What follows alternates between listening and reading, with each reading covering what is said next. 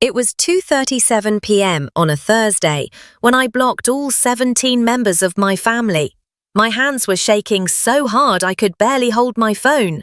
My mum had just sent her 8th text that hour, the one that said, "After everything we've done for you, this is how you repay us?" But the worst part wasn't the guilt trip. It was that I'd heard that exact line 10,000 times before, and only now, at 28 years old, did I finally realise it was never about me at all. Growing up in my family felt like living in a fun house. You know, those mirrors that distort everything. That was my reality, except I didn't know the mirrors were broken. I thought I was broken. My mother, Linda, was a pediatric nurse. Everyone in our small Ohio town knew her. "Your mum is such a saint," people would tell me at the grocery store. "You're so lucky." And I'd smile and nod because that's what you do when everyone believes your mother is perfect. What they didn't see happened behind closed doors. There was the golden child system. My younger sister Amanda could do no wrong. She got a car at 16. I took the bus until I bought my own at 23. She went to her dream college on my parents' dime. I worked 3 jobs to pay for community college. But it wasn't just favoritism. It was the emotional manipulation that made me question my own sanity. When I was 14, I won a regional writing competition. I was so excited. I ran home with the certificate and $500 prize check. My mum looked at it for exactly 3 seconds and said, "Well, I guess they didn't have much competition this year." Then she walked away. When I started crying in my room, she came in and got angry at me for being ungrateful and dramatic. There was a boundary violation. I wasn't allowed to close my bedroom door, even at 17. "We don't keep secrets in this family," my dad would say, but somehow Amanda's door could be closed whenever she wanted. There was gaslighting. I'd bring up something hurtful, they said, and they'd tell me it never happened, or that I misunderstood, or that I was too sensitive. Eventually, I stopped bringing things up. And there was the financial control. Even after I moved out at 24, they expected detailed reports of my spending. When I bought a used couch without asking permission, my mother didn't speak to me for 2 weeks. The wake-up call came from an unexpected place, my therapist's office. I'd started therapy at 27 for what I thought was depression and anxiety. Dr. Sarah Chen was this calm, thoughtful woman who never seemed shocked by anything I said. For 6 months, I told her stories about my family that I thought were normal. Then, one session, I was telling her about Thanksgiving. My mum had criticised everything: my hair, my weight, my job, my apartment, my boyfriend. Standard stuff. But then Amanda announced her engagement, and suddenly my mother was all tears and joy and "my baby girl this and that." When I quietly excused myself to cry in the bathroom, Amanda followed me and said, "God, why do you always have to make everything about you? This is my day." Dr. Chen put down her notepad. "Maya, I need to ask you something. Do you know what narcissistic family dynamics look like?" I didn't. She pulled out a checklist. 23 characteristics of narcissistic family systems. As she read them, my stomach dropped. Scapegoat and golden child roles. Check. Gaslighting and reality distortion. Check. Love as conditional and transactional. Check. Emotional incest. Parent treating child as confidant or therapist. Check. My mother had been telling me about her marital problems since I was 12.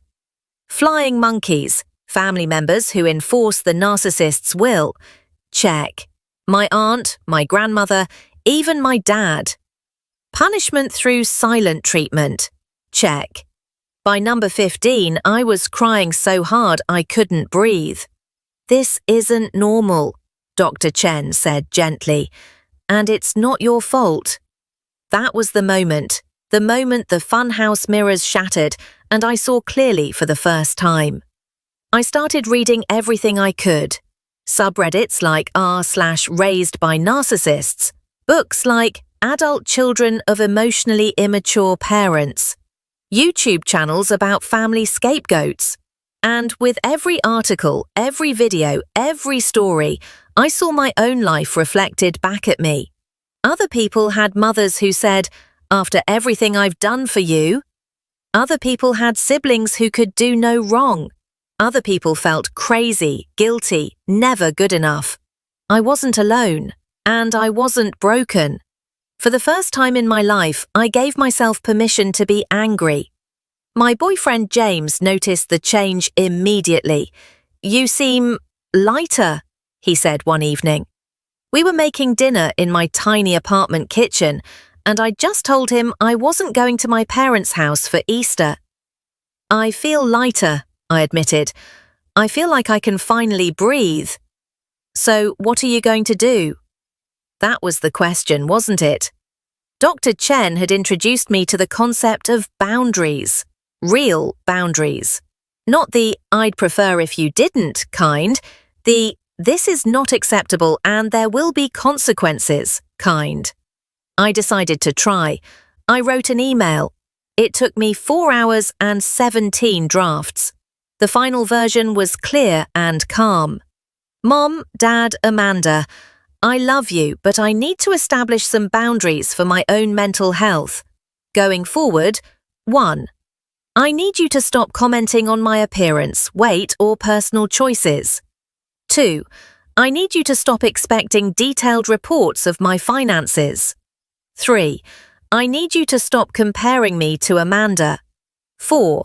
I need you to respect my decisions without guilt-tripping.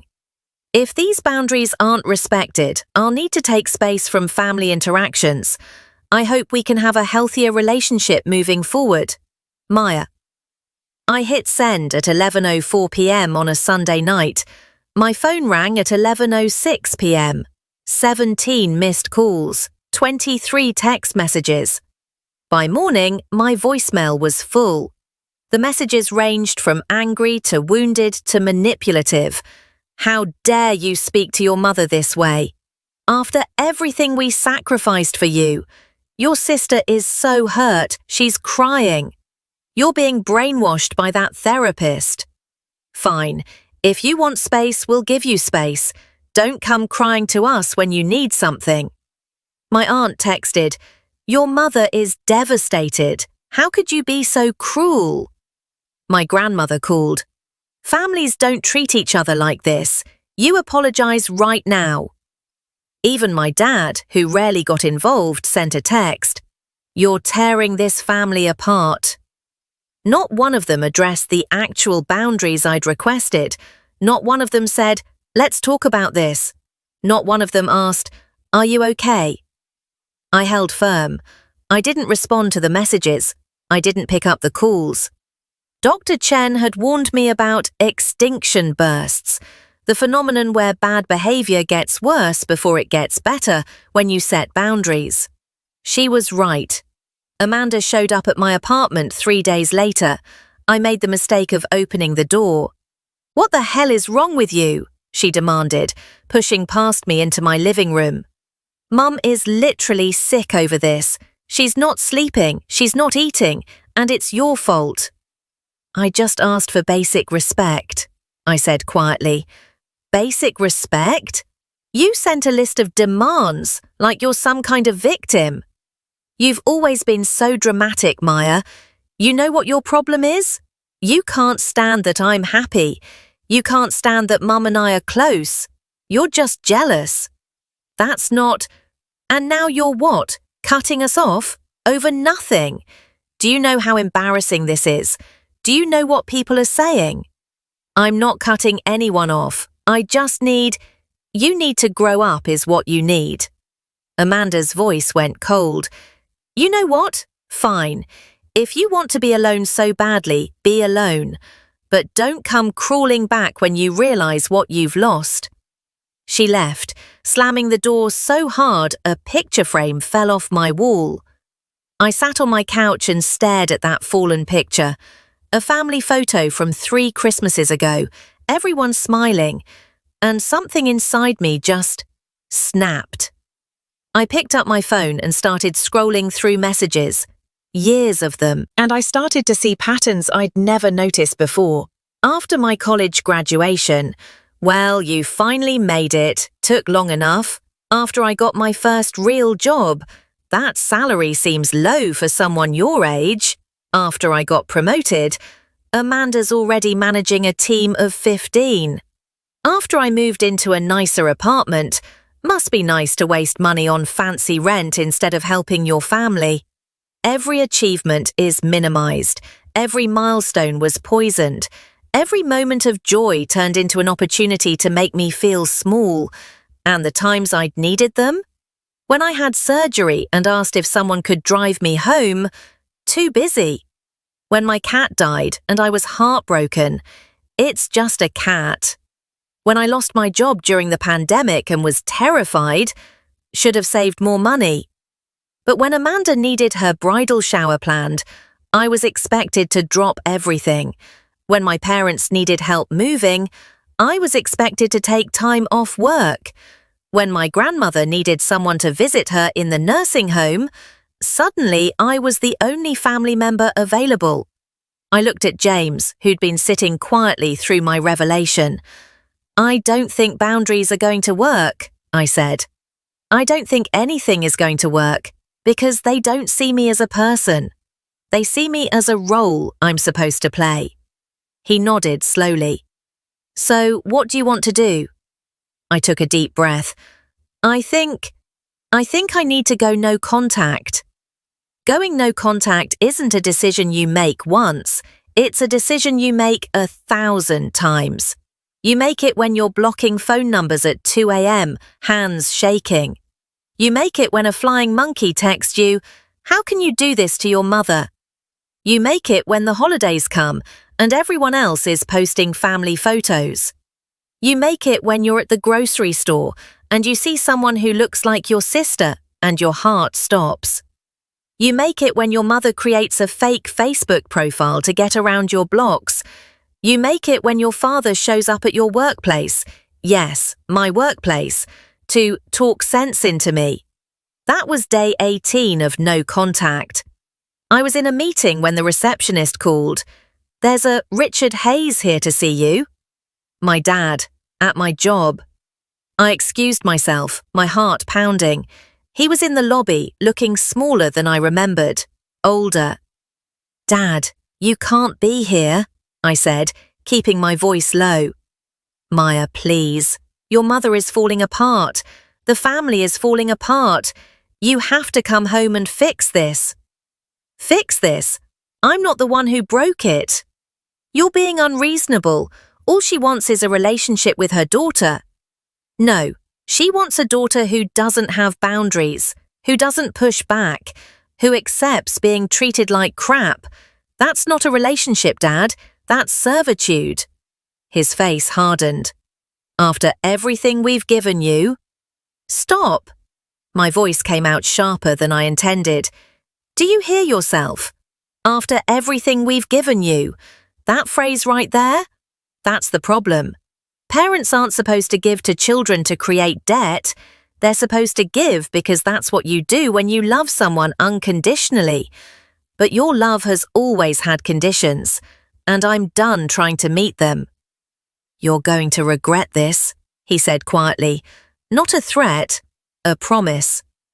"Maybe," I replied, "but I'd regret staying more." Security escorted him out. I went to the bathroom and threw up. They say when you go no contact with a narcissistic family, they launch a smear campaign. I didn't believe it until I lived it. My mother called every relative we had with her version of events. In her story, I was an ungrateful daughter who'd been poisoned by my therapist and boyfriend. I'd cut off the family for no reason. I was cruel, vindictive, mentally unstable. My cousin reached out. "Hey, so your mum called crying saying you won't let her see you anymore? What's going on?" My mother's best friend cornered me at the coffee shop. I don't know what's gotten into you, but you need to forgive your mother. A family friend actually said, she gave birth to you. That means she can never really hurt you. The most painful thing was my grandmother. We'd been close once. She called me and I answered, my one mistake. Maya, sweetheart, I know you're upset, but you only get one mother. Life is short. You need to make amends before it's too late. Grandma, did Mum tell you what happened? She said you sent her a terrible email and then blocked everyone. Did she tell you why? She said you're in therapy and they're putting ideas in your head. I laughed bitterly.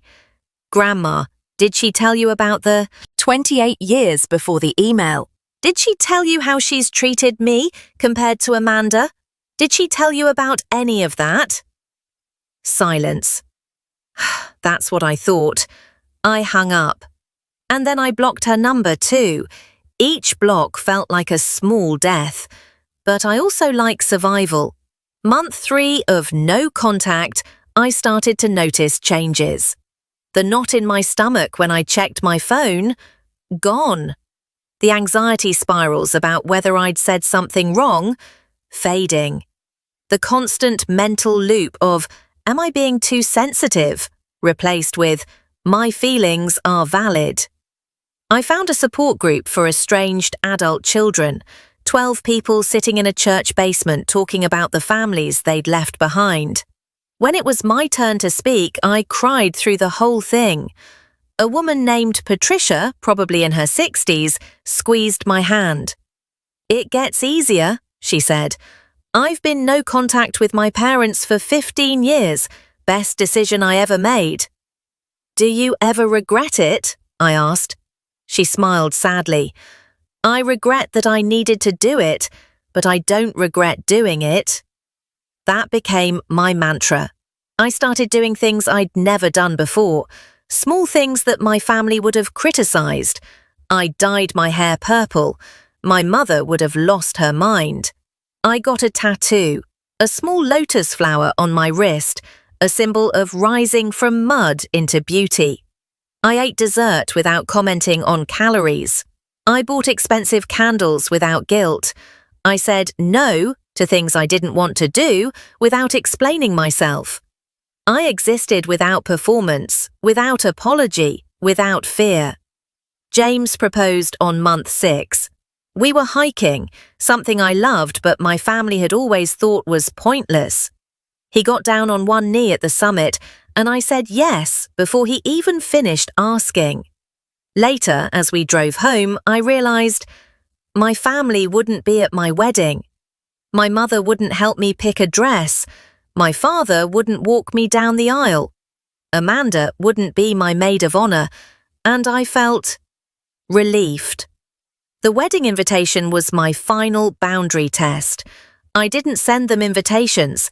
That was deliberate. But somehow, flying monkeys are everywhere, my mother found out about the wedding. 36 hours before the ceremony, my phone lit up from an unknown number. I shouldn't have answered, but curiosity won. Maya? My mother's voice. I hadn't heard it in 11 months. How did you get this number? We need to talk about this wedding. There's nothing to talk about. I'm your mother. You can't get married without your family there. Something in her voice, the entitlement, the assumption that she still had power over my life, made me laugh. Actually laugh. Watch me, I said. Maya Marie Hayes, you listen to me. No, you listen to me. For 28 years, I tried to be good enough for you. I tried to be quieter, smaller, less. I let you make me feel broken for having needs. I let you convince me that your love was something I had to earn. But I'm done. I'm marrying someone who loves me unconditionally. I'm building a life with people who actually see me. And you're not part of that. Not because I'm cruel, but because you're toxic. And I finally love myself enough to walk away. You'll regret this, she hissed. You'll end up alone, and you'll realize what you've lost, and we won't be there to pick up the pieces. You're right about one thing, I said softly. I did realize what I lost. I lost the fantasy of having the mother I deserved. I grieved that, but what did I gain? Peace, self-respect, a life where I don't constantly feel like I'm failing. So yeah, you won't be there to pick up the pieces, because there won't be any pieces to pick up. I hung up. She tried to show up to the wedding anyway, showed up at the venue in a white dress, because of course she did. My amazing friends, the family I chose, kindly but firmly escorted her out. I didn't see it happen. I was too busy marrying the love of my life, surrounded by people who actually loved me back. It's been 2 years now since I went no contact. 2 years since I blocked those 17 numbers.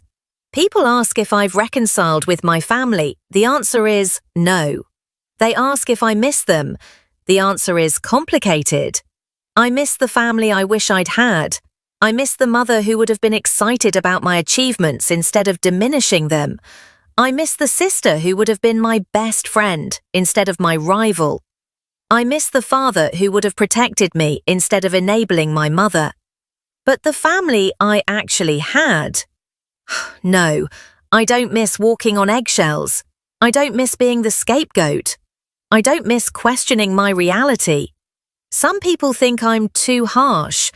But they're your family, they say, as if DNA erases abuse, as if blood relation means unlimited access to hurt you. Here's what I wish someone had told me earlier. You don't owe anyone a relationship, not even your parents, not even your siblings, especially not if that relationship is destroying you. Going no contact isn't giving up on family. It's refusing to light yourself on fire to keep other people warm.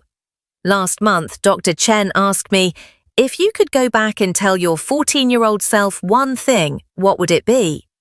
I thought about that girl, crying in her room because her mother dismissed her writing award. The girl who thought she was too sensitive, too dramatic, too much. I'd tell her that she's not broken, I said, that the mirrors are broken. And one day she'll be brave enough to walk away from the funhouse and into the real world, where people will love her for exactly who she is. Dr. Chen smiled. I think she knows that now. She does. If you're in a toxic family situation, please hear this. Your feelings are valid. Your experiences matter. You deserve to be treated with respect, even by people who share your DNA. And if they can't do that, you have permission to walk away. It won't be easy. There will be guilt, grief, and moments where you question everything. But on the other side, there's freedom. There's peace. There's a life where you're not constantly trying to earn love that should have been given freely. I'm living that life now, and it's beautiful. My name is Maya, and I cut off my toxic family. Their shock reaction taught me that they never saw me as a person with valid needs, just a role they expected me to play. But I'm not playing anymore, and neither should you.